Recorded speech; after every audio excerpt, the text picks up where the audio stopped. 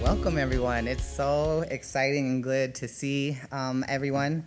And I am Danica Superbill, the Chief Diversity Officer at SUU, and I have the privilege to be able to introduce this A.P.E.X lecture today, which I'm really excited about. But before I get to the introduction, there are a few thank yous that I want to express. First of all, to the George S. and Dolores Doré Eccles Foundation, who helped support this event, and to Dr. Mary Jo Tufte and Dr. Nicole Wainsgard, who have put in special efforts to make this and tomorrow's events very successful.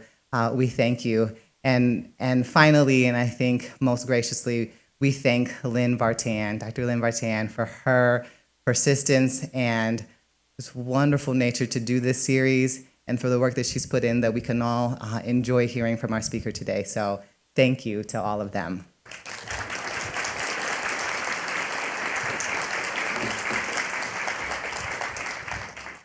So no surprise to anyone here, our A.P.E.X guest for today is probably one of our most anticipated speakers of the year.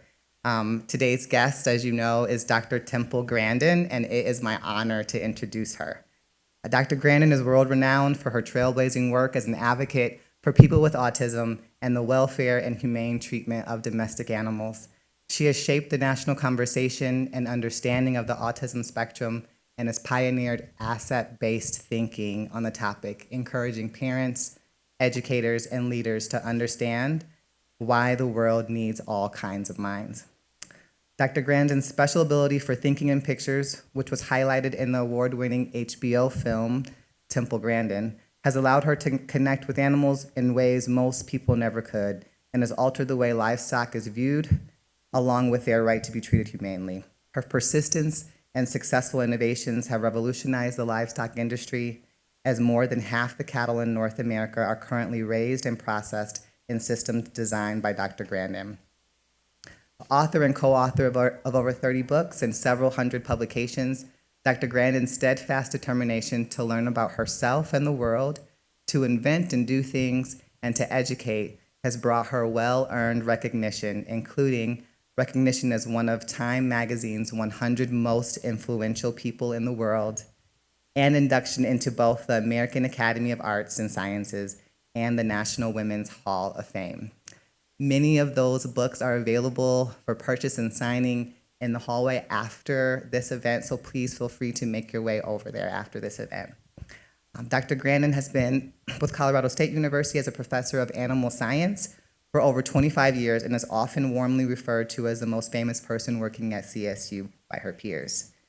I am individually excited about Dr. Grandin being here with us as a mother. I watched her TED Talk from 2010 and listened to her describe my child in words that I did not have. Those TED Talks helped me understand what my child was thinking, and the movie helped me understand what my child was feeling. And for that, I am individually grateful as a parent, as I'm sure many people in this room are. I invite you all with me to give Dr. Grandin a warm T-bird welcome.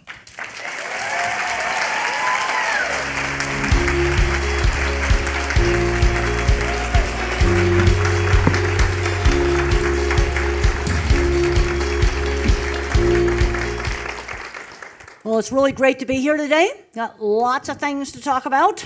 And I've come a long way since I was a little child with no speech until age 4. You see, one of the problems with autism is you're going from Elon Musk. How many people knew Elon Musk is autistic?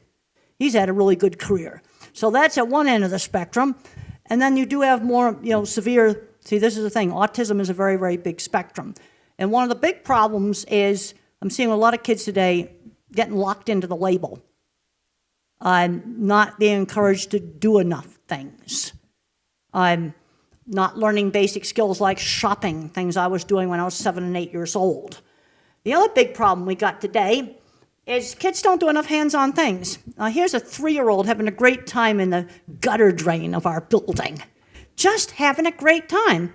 And Dad was there facilitating. He said, now look how the water comes out the other end, and if you take the leaves out of it, then the water will come out the other end.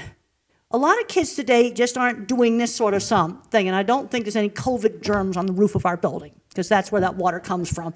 It's clean. And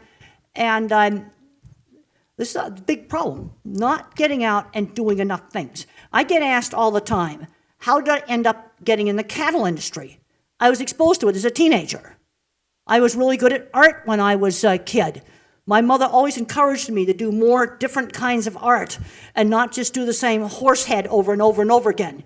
You got to take that thing that kid's good at and build on it. Now, was invited here by the music department, and we did a lot of the discussion coming over in the car last night from Vegas about getting kids doing things. But how is a child going to get interested in music if your school doesn't have musical instruments? And there's also talked about some of these kids think you don't have to play a musical instrument to do music. I don't think I agree with that. The thing I want to ask you is, what would happen to some of the top innovators in today's educational system? You know, a lot of them had kind of an unconventional educational path. If they were born today, would their careers be less successful? Now, I've talked to grandparents. In fact, I talked to one this morning who's a successful pharmacist, and he found out that he was on the spectrum when he was an older person. I'm running into this all the time. And one of the reasons why some of these older people that are on the fully verbal end of the spectrum have careers is they learned how to work when they were kids. They learned basic skills. And I've got a new book called Navigating Autism, and Deborah Moore is the co-author, and she did tons of work on this book. But Deborah Moore has a really good saying, label locking. Too many parents today and teachers and therapists are locked into the label, and they don't think the kid can do anything. See, the problem is when the kids are very small, you can't tell which ones are going to become verbal, which ones will be nonverbal. You just can't tell. And this is just a really bad thing. And now where a label often can help an older person is it will explain why they're having social problems. It will help with that. Now this is one of my most important slides. And this is the different kinds of thinking. Now in my work with animals, one of the first things I did was to look at what cattle were looking at. So I'd get down in the chute to see what they were seeing. And they'd be stopping at a shadow, stopping at a chain hanging down, stopping at a vehicle parked next to a fence. I didn't realize when I was in my 20s that other people thought in words.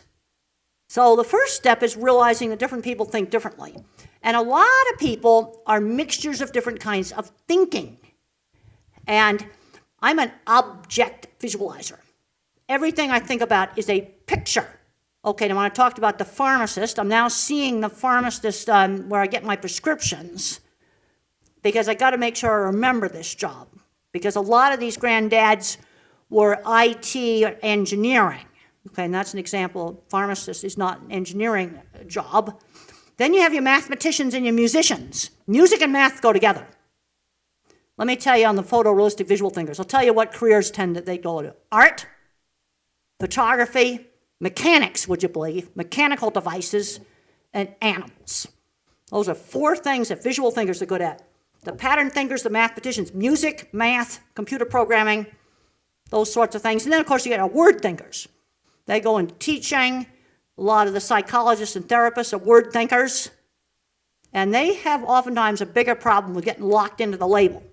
And then there's some kids that are dyslexic, and they are auditory thinkers. Now, one of the things about a verbal thinker I've learned is they overgeneralize broad concepts, but how do you actually do them? Now, as a visual thinker, my approach to problem solving is different. Specific examples make categories. I want to divide things up in specific examples. You got to figure out which details are important. So I take details and then I categorize them. So when I was a real tiny kid, how did I figure out that a cat wasn't a dog? Okay, now the way I figured that out was size, because all the dogs in our neighborhood were big. But then when our next door neighbors bought a dachshund, I had to figure out why the dachshund wasn't a dog. So I had to find other features dachshunds share with golden retrievers and labs. Barking, their smell, and the shape of their nose. This is stuff that I had to figure out. I had to find different visual or sensory-based things that make a dachshund be in the dog category. See, that's bottom-up thinking, where verbal thinking is very top-down. Politicians, they don't have any ideas how we're actually going to do stuff. How do we actually get things done? So let's look at how my generation got some stuff done. Going to the moon. I'm a big fan of NASA, and one of the reasons why I didn't go into aerospace is I couldn't do the math. I got to do lots of engineering. I've designed equipment that's in all the big beef plants. Pretty good for someone who can't do algebra. I could do engineering. I never used the title, very careful, livestock consultant. Always called myself that. But I did lots and lots of engineering. And this is one of our greatest achievements. And I've given talks at NASA. I got to visit Cape Kennedy. That was like so much fun. I got to go on the roof of the vehicle assembly building. I wasn't supposed to be on the roof of it, but it was really fun. And I stood in front of that building, and I can't even do this without kind of crying, and I'm going, it's one of the most proudest things for my generation. And I got to visit this brand new launch pad that was under construction. It was 4 years ago when I visited this. And the thing that I learned is maybe the right stuff rides the rockets, but the geeks and the misfits and the kids that are different build the stuff, even today, people with dyslexia. Okay, now I want to let you know why we need people that are visual thinkers. You see, let's look at something where something can go wrong. I see risk. I saw a guy, I'm not going to take his water cup and put it on a computer just like this, on an airplane, where if somebody had tilted the seat back, that laptop would have been bye-bye with water. You see, I would have never done that because I would see the risk of putting that. I found something in that launch pad that shouldn't be there, that nobody else saw. There's a raccoon was living inside that. And I saw him go down the stairs. We were at 7 o'clock in the morning. Nobody else saw it. Now, do you think I was looking for a raccoon in there? No. Then I got inside that base, and I saw a whole lot of equipment. I don't really want a raccoon anywhere near it. Okay, let's look at where the mathematicians made it possible to go to the moon. Katherine Johnson, black lady, horribly discriminated against, but she calculated all the suborbital paths for the original Mercury missions by hand. Super mathematician, now just getting the recognition. And one thing that was done right with her, when she was a little girl, her math education was moved ahead. I just talked to a mom the other day where her 12-year-old got in all kinds of trouble. He's bored stiff in school, probably needs to be doing college math, and he's doing baby math. And then I looked up Common Core, first, second, and third grade math, and I'm going, you gotta be kidding. How about useful stuff like the area of a circle and things like that? I need that on designing like cattle restraint equipment. I just wrote an article this morning on how to design systems of restraining cattle that won't squeeze them too hard and make them bellow. Yeah, that's engineering. Okay, pi times the radius squared, I understand that. I can memorize that. And another mathematics specialist was Hal Laning, and he did algebra for play. Someone's got to get me some more water, either in a bottle or some cups. Oh, it's right there. I didn't see it. Oh, you hit it there from me. Okay. All right. Thank you so much. And he did algebra for play, and he admitted everybody else did all the work, but he did algebra equations that made it possible for the primitive computer that was the size of a carry-on bag, it weighed 60 pounds, could not crash when we were landing on the moon. His algebra made that possible. These are single people. This is the math side of things, mission critical. And we got to thank the ladies at the Playtex company for sewing the spacesuit. And that was kept secret for years. The guys couldn't stand the thought of the Playtex living spacesuit, but that's what it was. hand sewn by the finest bra seamstresses. They are now getting the recognition. And the designer was a guy who fixed televisions, probably barely graduated from high school, visual thinking, because you got to design the spacesuit so the astronauts are not like this when the suit's pressurized. All right, let's look at something more modern, like the Mars Rover. The mathematician gets it there. Somebody on a workbench built those beautiful cameras. They're not very big. There's a pocket knife next to them. That doesn't get enough credit. And that is more in my kind of department, the visual thinking department. And you can look at selfies of both our Mars Rover and the Russian one, and the Chinese one. I got them mixed up. The Chinese one, and there's gorgeous hand-done wiring all over them. Somebody did that in a shop. 1 or 2 people would have done that. You don't have 20 people wiring that stuff. It's not that big. There are the pictures it took. Now, my grandfather was the co-inventor of the autopilot for airplanes. An MIT-trained mathematical kind of engineer. And a guy came up to him with this goofy idea. This is way back before World War II, for an idea for an autopilot. Everybody else was trying to make it wire a plane's controls directly to the compass. Well, you can imagine this is what the plane did, wired to a compass. And this guy he worked with probably had autism. He was a really weird guy. Comes up with this crazy idea. And my grandfather goes, I can make that work. They tinkered and they tinkered and tinkered in a loft where they fixed trains. And it was in every plane during World War II. Unfortunately, the ripoff was in every plane during World War II. They were lousy business people, really lousy. So the flux valve is my grandfather's, and the flux gate, that's a dirty word in our family, is the ripoff.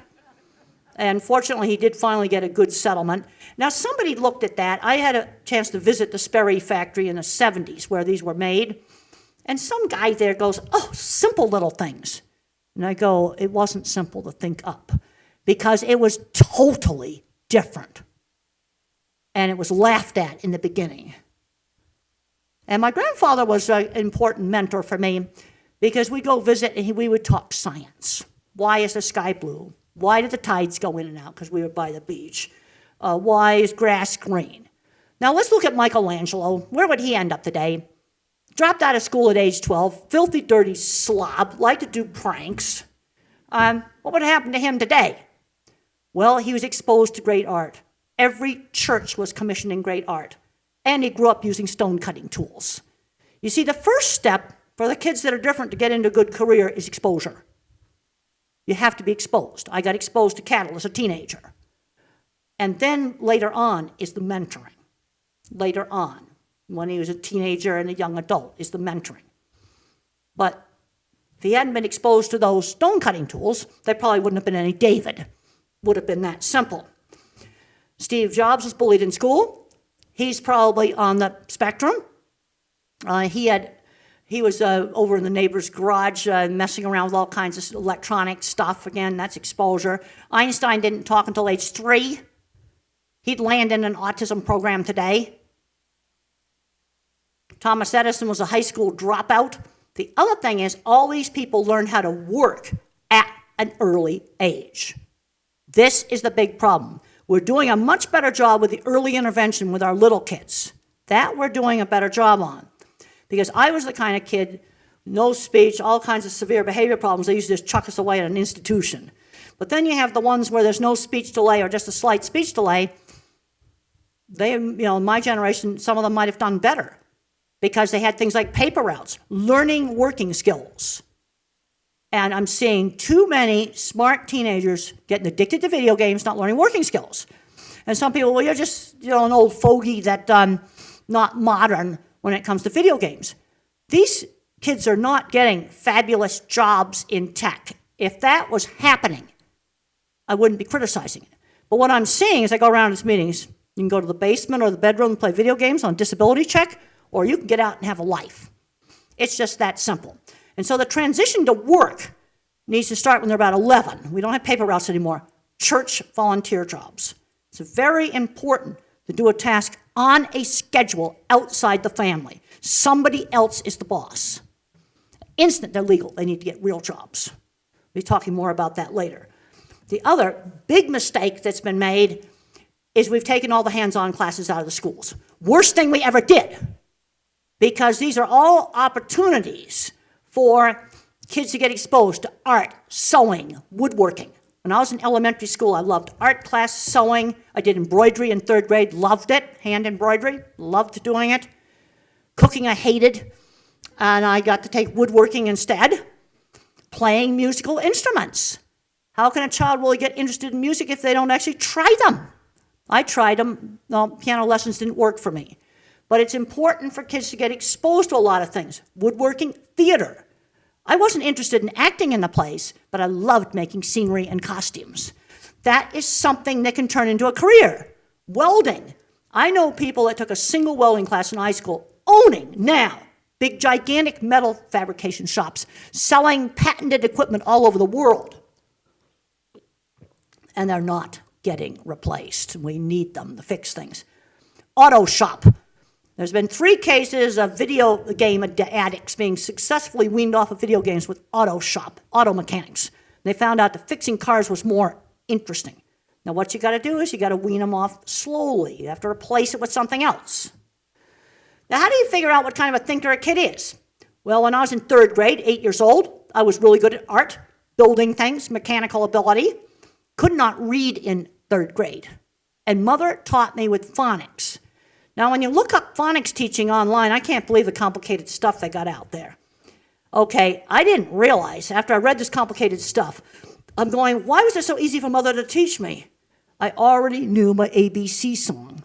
A, B, C, D, E, F, G. Okay, and you sing that whole song, half the sounds are there. I already knew that. So she pins the alphabet up on the wall and had me memorize the sounds. Then we get a book worth reading, something I'd be interested in. She'd read it out loud, gradually had me sound out my words. Only material she had was like a 6th grade level book and pinning the alphabet on the wall. That's all the equipment we used.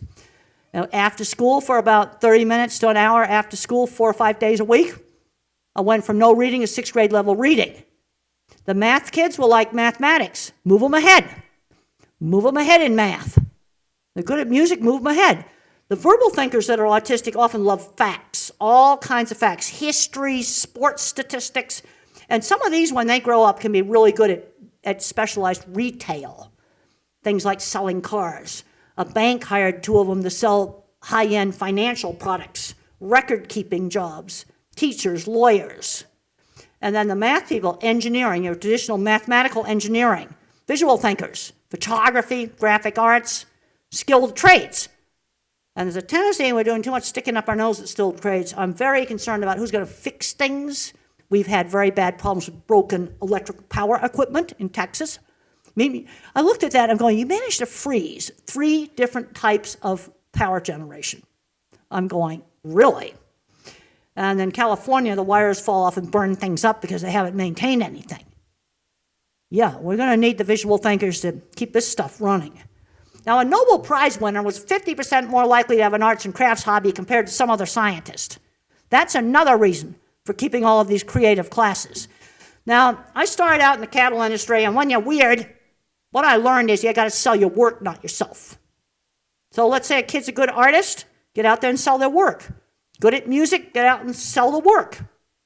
I learned to sell my portfolio, not myself. The other thing we got to be doing a lot more of is getting in the back doors of jobs. Too many people are so locked into the label, they can't think of their kid doing anything else. And I think part of the problem is the verbal thinking. Verbal thinkers overgeneralize. They get locked into the label. Where when I'm thinking about autism, I'm seeing a kid I saw at a meeting, but I'm also seeing people I worked with out in heavy industry. We were out there building things. I spent 25 years in heavy construction. I got a really odd background. Neuroscience, psychology, that's my training. On-the-job training in construction. And going back and forth between these 2 worlds. I'm about ready to tear my hair out because nothing was done to develop a kid's mechanical ability, like maybe introducing tools.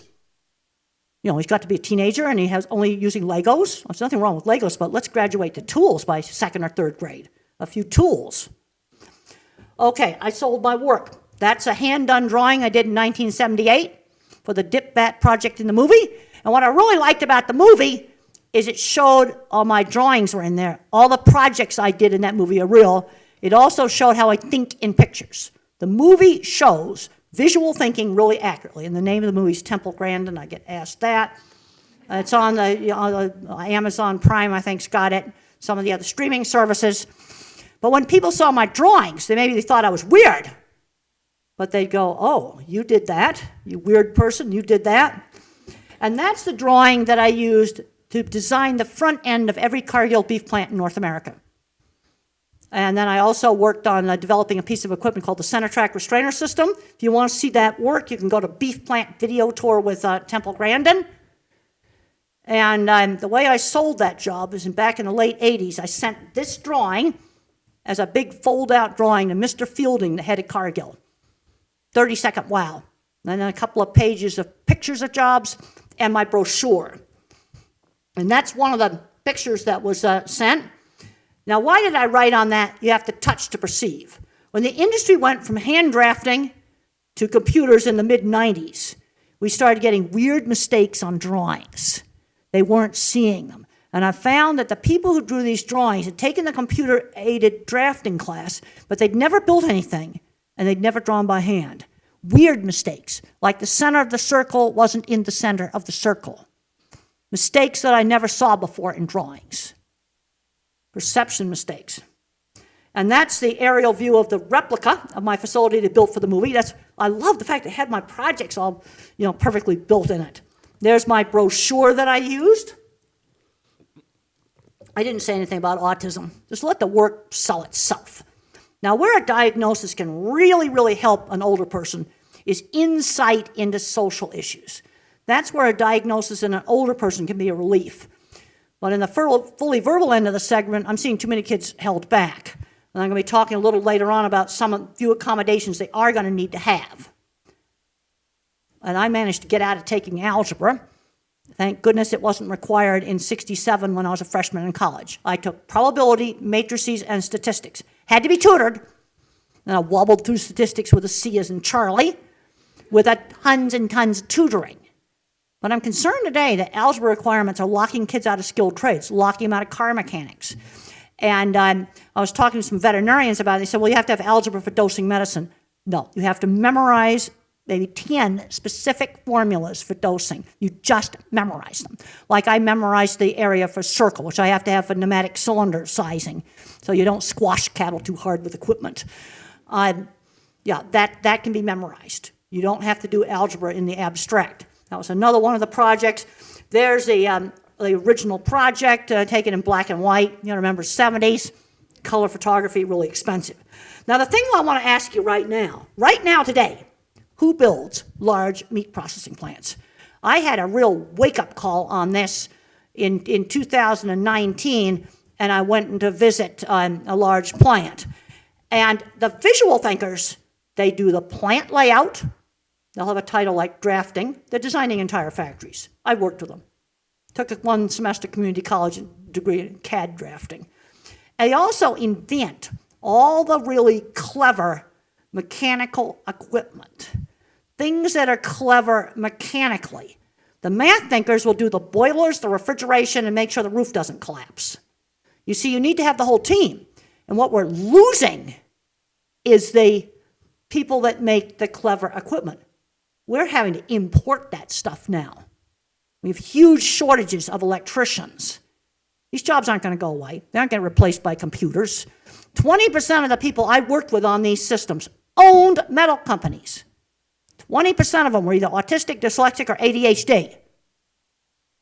They weren't diagnosed, but how about a stutterer? ADHD, dyslexic, selling patented equipment all over the world. I can't tell you what it is, but he sells it all over the world. Another guy owns a gigantic food factory where he invented all the equipment. We discussed, he's in his 70s. His corporate jet took me to a secret location. I signed an NDA. I can't tell you what Willy Wonka does. But you're talking about a very successful business. And he would have been oppositional defiant, autistic, dyslexic, you name it, he had it. And he started out washing food processing equipment. Then he started maintaining it. Then he started inventing it. Okay, everything you see in that picture there was imported from a high-wage country, except the building. That's a cold side, real fancy pork processing plant. Then in 2019, I went to a chicken processing plant that came over in 100 shipping containers. And then this spring, I went to another pork processing plant. The equipment was from Denmark, Italy, and Holland. Yeah, we've got a problem here. This is highly specialized, complicated mechanical things. I went to the Steve Jobs Theater, structural glass walls. I went to the Apple mothership. Those structural glass walls are from Italy and Germany. And the carbon fiber roof is from Dubai. And that's me standing in the middle of it screaming, "We don't make it anymore." It's like a musical instrument when you scream in the middle of the Steve Jobs Theater lobby. I think maybe you could play it as some kind of a weird musical instrument. Now here is the Mars lander, the Mars Rover, taking pictures of herself while she's landing on Mars. I tracked down the vendor for the parachute fabric. It's from the UK, and it was woven on high-tech European looms. Parachute was made here. And the guy that made the fabric, he was kneeling in front of the TV when it landed.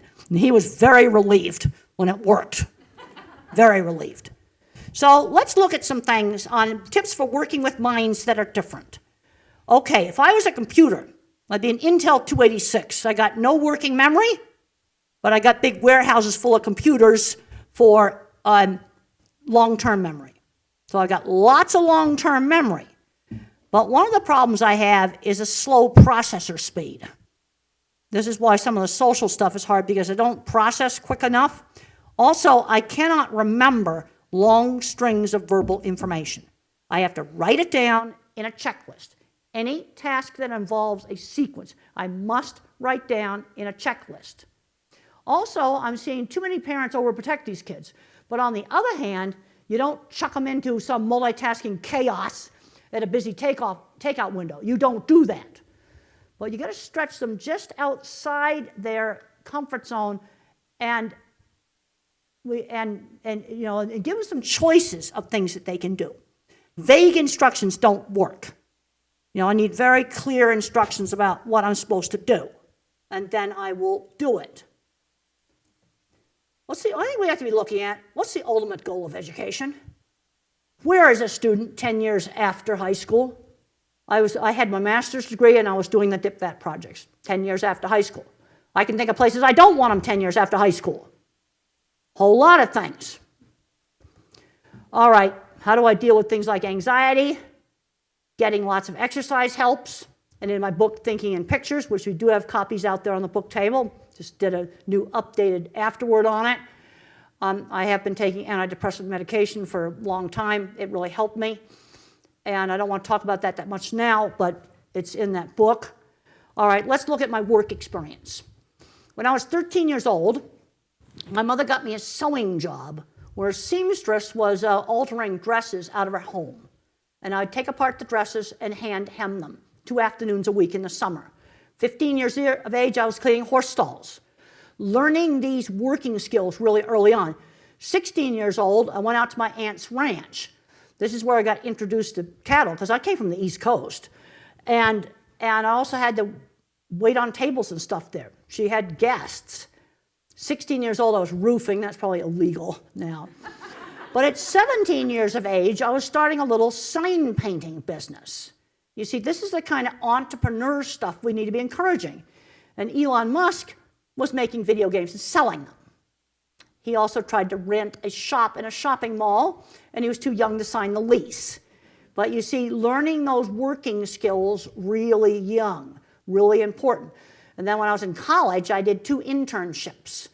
One of them, I worked in a research lab where I had to rent a house with another lady. And the other one was being an aide for a child with autism. And these were just set up through contacts. Somebody knew somebody, just done with contacts. But we need to have a slow transition from the world of school to the world of work. Now, I'm seeing too much. 16 years old, this kid's never gone shopping? Like, you've got to be kidding. Like I ran into a girl at one of the airports, and she'd never had bought anything in a store, and I gave her a $5 bill, and I said, go to that store across the hall and buy something. And she bought a drink and brought the change back. First time she shopped by herself. This is just ridiculous. And this is what, when Deborah talks about label locking, that's what I'm talking about. Stephen Hawking has the right attitude about disability. Concentrate on the things your disability doesn't prevent you from doing well. New York Times interview. He could do math in his head and not much else, but boy did he do the math in his head well. Finding back doors into jobs. Half of all jobs are backdoor. Way too much medical model. Way, way too much of it. I want to bust up the medical model. Elementary school life skills training, standard 50s. When I was 7 or 8 years old, I had to put on my good clothes and be party hostess at my mother's and my father's parties. Shake hands with the guests, learn how to greet them. It was Mr. and Mrs. Wood, good evening. We knew their first names, Holte and Vivi. We were not allowed to use those first names. Selling candy for charity. This is stuff that I was doing. Shopping by myself by the time I was 7 or 8 years old. And then I'm realizing how important it is to learn money. 50 cents back then could buy 5 comics, 10 candy bars, but if I wanted a 69-cent airplane, I had to save for 2 weeks. And Mother considered little wind-up airplanes and stuff like that allowance items. She never bought those. And then my sister and I would save up for an entire month so we could blow it on games at the carnival, at the county fair. You see, these are things that anybody can do. They're not expensive things to do. And then the other thing is teachable moments. Now, another 50s thing. So we're sitting at the table, and I, let's say, finger into the mashed potatoes and lick it off. Mother didn't scream, no. She'd say, use the fork. You give the instruction calmly instead of saying no. Because some of the social circuits aren't hooked up. You have to teach this person like they're in a foreign country, like they're going to be an actor in a play. That's how you teach them. Teachable moments. You're going to have 2 or 3 of those at every single meal. And we weren't allowed to bring toys or books to the table. Well, now let's get the phones. Let's have some time where the phones are gone from the table. Now, friends. A lot of these kids have problems with friends. And I was bullied in high school, and one of the few places I was not bullied was activities where I shared an interest, like riding horses, doing building projects, model rocket club, electronics. Okay, how did I get interested in model rockets? The science teacher demonstrated it. You see, again, that's exposure. So you don't expose them to enough stuff, and now it's going to be robotics. But a kid's got to be exposed to that. Friends who shared interests. It could be music. I've had parents going, oh, my kid's doing great at the local high school. He's in band. Or another kid's just doing horrible in the local high school. And one of the things that helped on the bullying is a thing that's called peer-mediated intervention. That's a fancy word for what my 3rd grade teacher did. And she explained to the other children that I had a handicap, but it was not visible like a wheelchair. It was a hidden handicap, and they needed to be helping me when I made social mistakes. Peer-mediated intervention. And I have a paper you can look up online. It's called How Horses Help the Teenager with Autism Make Friends and Learn How to Work. And when I was a teenager, I fixed up this old shed so it looked really nice. And I'm looking back on this, realizing the work skills I learned. Then I was still in the sign painting business, and I painted this stupid sign for a ridiculous exhibit at the Arizona State Fair in the 70s. Well, now all the signs are computer-made. There isn't a handmade sign now at the fair. Kind of sad. So how did I get that job? I showed a portfolio to an old sign painter that was there, and he put me to work. That's how I got that job. And driving. All right, let's talk about driving. I did 200 miles on dirt roads before I touched traffic. You see, the deal with the multitasking, you've got to get the operation of the vehicle into autopilot, into muscle memory, before you touch traffic. That solves the multitasking issue. and they're not learning how to drive. Let's start in totally safe places. Gigantic parking lots. You must have backcountry roads around here. That's where I learned. My aunt's mailbox was 3 miles away. So 6 days a week, I got 6 miles of practice going up and back to that mailbox.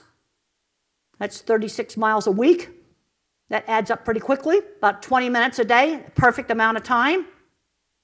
That's how you do it. Slow and gradual. Nothing dangerous here. Slow and gradual.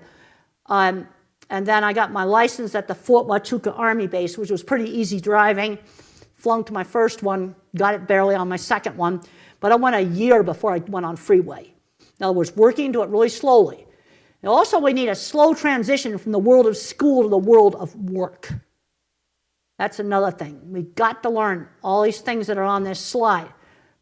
And I am absolutely kind of appalled at, the label locking, where the most innocent stuff, like I suggested to one mom, she hasn't gotten up the guts yet, take her daughter to a gas station while she's pumping the gas to go and have the 12-year-old run in and buy something in the store, right there where you can see it. You see, now I see it. I'm even picking out the gas station in town that I'd do it at, which pump I'd be at, and I'd go there when it wasn't busy, and I could look inside the store. I'm talking baby steps here. And parents aren't doing it. Things this basic. I wish I didn't have to talk about shopping, but I'm finding I got to talk about it. And then money. You're going to learn it, okay, 50 cents could buy, 5 comics, and a month's worth of allowance could buy a few games at the carnival. But how did I learn about bigger amounts of money? My favorite toy when I was in elementary school was a table hockey set. I'd gotten it for Christmas. And about a year later, I saw it in the toy store window. And it was $21. That was almost a year's worth of allowance. So you see, now I'm seeing sort of what different amounts of money you can buy. $21 is a table hockey set. You're not going to buy a house with $21. But I need to have specific examples of the stuff you can buy with different amounts of money. That's how I learn it, by what it can buy. Mentors. Another important mentor in my business was Jim, a contractor. He was a Marine Corps captain, a former Vietnam vet, Marine Corps captain, starting a small construction business. And he'd seen my drawings, and he seeked me out to have me design jobs and sell jobs. You see, mentors are so important. So important. So let's look at how teachers and mentors helped me. My mother taught me to read when I was 8. Taught me to do the party hostess thing, the Teachable Moments. Great elementary school teachers, just fabulous. My science teacher, I can tell you, Mr. Carlock was not a certified teacher. He was a NASA space scientist and an inventor, and he was a very important mentor because he got me interested in studying. And then Jim, the contractor. Well, actually, the people that helped me the most were not the trained therapists. They were not the therapists. Jim, the contractor. Former military officers, really helpful. Norb, plant superintendent at the Swift plant. The dean's wife in college, her husband was an Air Force major. There's sort of a no-nonsense thing in the military, get stuff done, kind of calm and practical. Those people were very, very helpful to me. And also, Mr. Carlock was available for me to visit with after I went from high school to college. You see, that made a bridge there. Gradual transitions. Now, let's talk about some of the stuff where we're going to have to do some accommodation.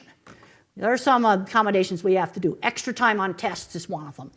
Now, the other thing is, a lot of kids that are different, that have a label of autism, sensory processing disorder, dyslexia, some other label, often have problems with sensory oversensitivity. Like a pair of pants that wouldn't be itchy to you feels like sandpaper. A loud noise, like the school bell, is like a dentist drill on a nerve. And sensory problems are real, highly variable. Now, one of the things that can help, let's say the kid doesn't like the school bell, let's go down to the principal's office after the school is closed and let them turn it on a whole bunch of times.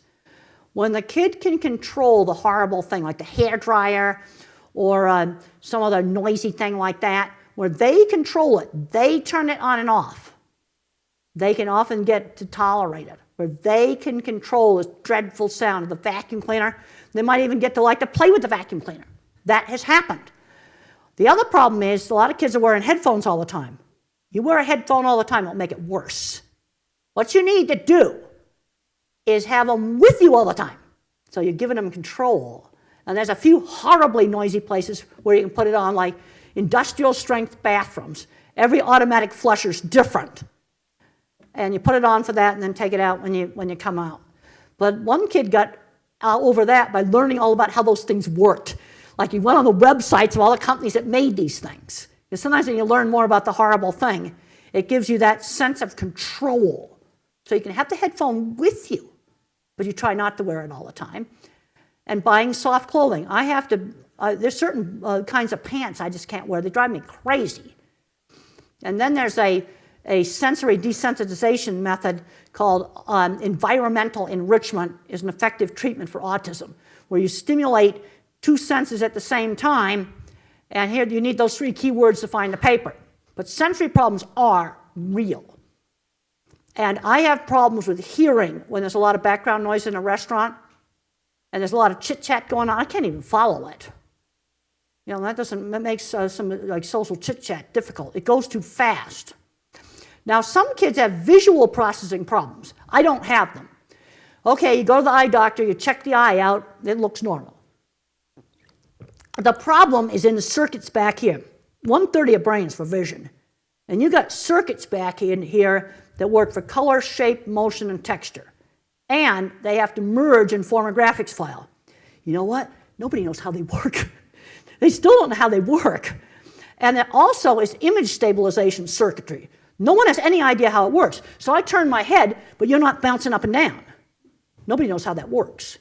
But you can have head injuries, can cause these problems, but also developmental problems cause it, where how the graphics files form back here isn't working right. And here's some signs that kids got this problem. Your eye exam may be normal or close to normal. The kids are often terrified of escalators. They can't tell how to get on and off of them.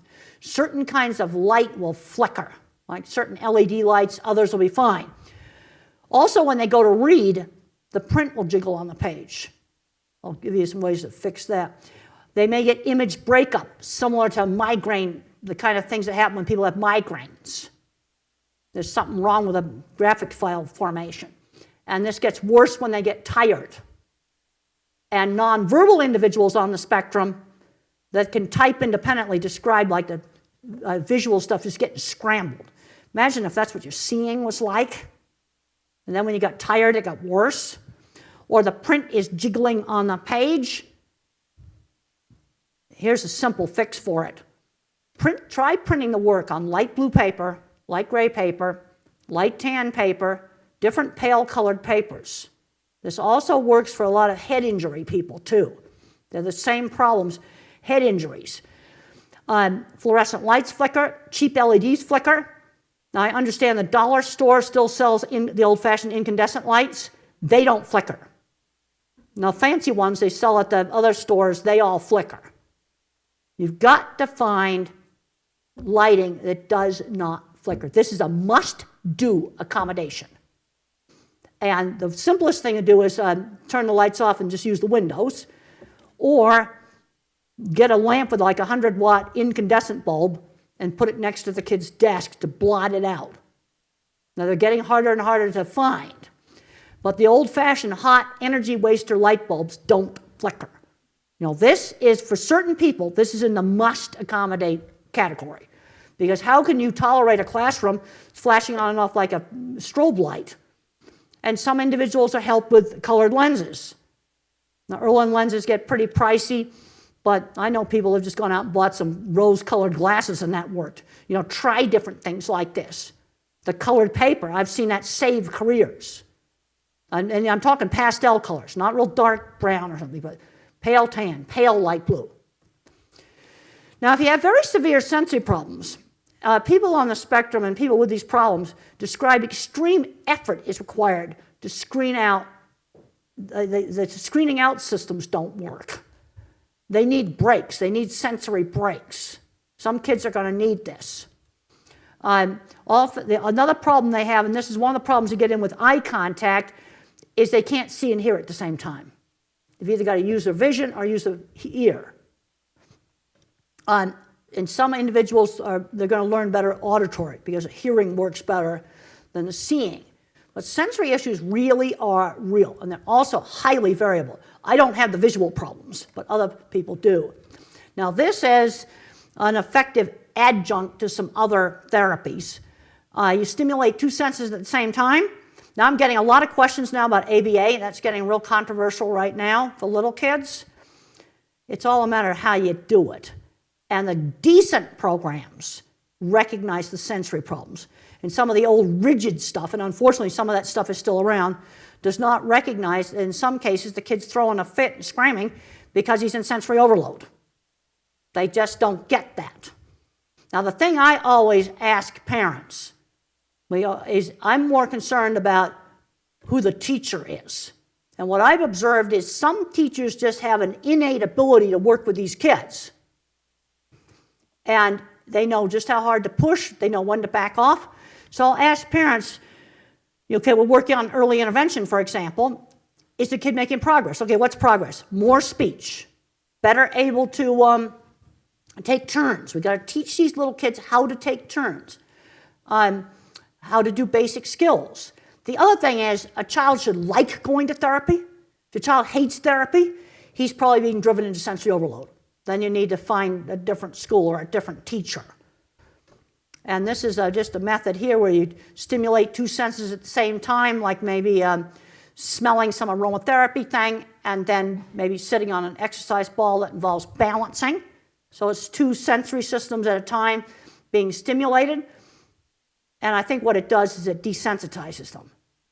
Now, these are books that you need to read. If you've got an older child or adult who's nonverbal, these books are must read. These books are written by individuals who type completely independently.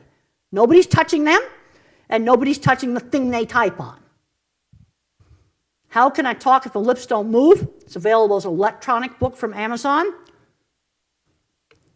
I think it's really unfortunate that the paper book is out of print now. Carly's Voice. And then there's The Reason I Jump. That was a big New York Times bestseller. And then there's the sequel, Fall Down 7 Times, Get Up 8 Times. The sequel's better. He's older. He has a lot more insight in explaining his behavior. He explains problems with being able to control movement, that he was like a broken robot. He also said that sometimes the people that took care of him helped him too much and didn't give him an opportunity to learn how to put on a jacket. A big problem you've got, even with me, is attention-shifting slowness. One of the reasons why I have problems with a lot of social interaction is I don't shift attention fast enough. I don't really like stand-up comedians because they yak so fast that they've already said 2 other jokes when I'm laughing at the first joke. It goes by too fast. And this brings up another thing. When you're working with these little ones, slow down when you talk. Slow down when you talk to them. Give the kid time to respond. He's like a slow computer. One thing I've learned with my computer, it won't wake up if I just keep clicking on the mouse. It doesn't like that. Well, it's sort of like you can't just keep getting in the kid's face. You got to give them time, let that website kind of download. Slow processor, big memory. Now, I think this slide really shows attention-shifting slowness. It's an ancient old black and white picture from an Ami Klin paper on social ability. Very first eye-tracking software. Look at how many times when he's watching a movie that the normal line moves back and forth between the eyes. And the red line, the autistic person, is looking at the mouth. Now, this paper, if you look it up, won't even mention attention shifting. But when you look at this picture, it's obvious. Attention shifting slowness. And the autistic person's looking at the mouth, they're trying to lip read. They're trying to hear. Attention shifting slowness. All right, tips for the little kids. Slow down when you talk. Always encourage the kid to use their words. Give them time to respond. Teachable moments. Teaching turn taking. Just cannot emphasize this stuff enough. And anyone who wants to get these slides, you can get them from your meeting organizers. Turns out I got a big visual thinking circuit in my head. It was really interesting getting some of these brain scan experiments. And that's the algebra section pretty well trashed out. I don't have working memory. Fear is the main emotion in autism. And all through my 20s, my panic attacks got worse and worse and worse and worse. And I found out my fear center was 3 times larger than normal. And I've been taking antidepressant medication. Here's the stuff I used to be afraid of in my 20s. Airplanes and public speaking. I was in a very, very scary emergency landing. And how did I get over it? And that's the plane I was the most scared of. That plane's called a Fokker. Be very careful how you say that. That's the name of that plane. Air traffic controllers were not always careful, and they thought it was funny. But that was the plane I was the most terrified of. When that plane put the landing gear down, I was sure the belly of the plane was falling out. I mean, it's just ridiculous. Here's the plane that got me over it. Things you're afraid of have to become interesting. And I got to sit in the cockpit of this type of airplane, and it was flying dairy heifers to Puerto Rico. You see, then it gets interesting. So how did I deal with being freaked out on COVID? I read everything I could. Okay, I went a year with no flying. What would I do if I got COVID? Well, you better believe it. I stockpiled a bunch of stuff we won't talk about, but I had it. And I was pretty sure I could save my butt if I got it. But you see, that made me less afraid. And I'm a trained scientist, and I know how to go very deep into scientific literature, which I did. But one of the reasons I did that was to make me less afraid.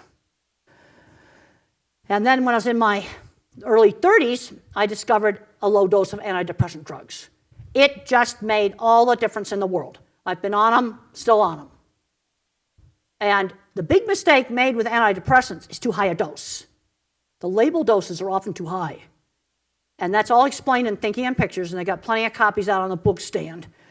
But I don't think I'd be here today without the antidepressants, because I was falling apart health-wise, horrible uncontrolled colitis attacks, and that cleared up when I went on the antidepressants. I still have it just a little bit.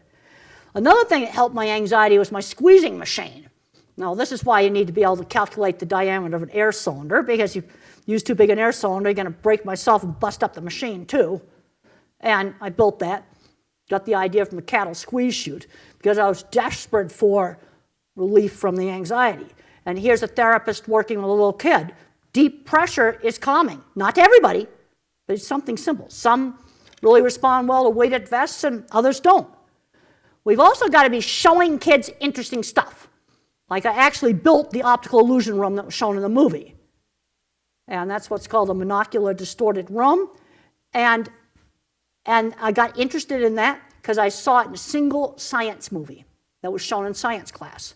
That brings back exposure, to things that can turn into careers. Here's pattern thinking. This is Penrose tiling. This is what Stephen Hawking used. This stuff's free online. There's all kinds of great stuff online you can use to get kids interested in stuff. I think the magazines of Science and Nature ought to be in the high school libraries. And you will see beautiful patterns that are chemistry. That's the kind of stuff that will get the mathematics kid interested. Fractals. Oh, it's fast. There's mathematics behind that. Isn't that cool? Mathematics in plants.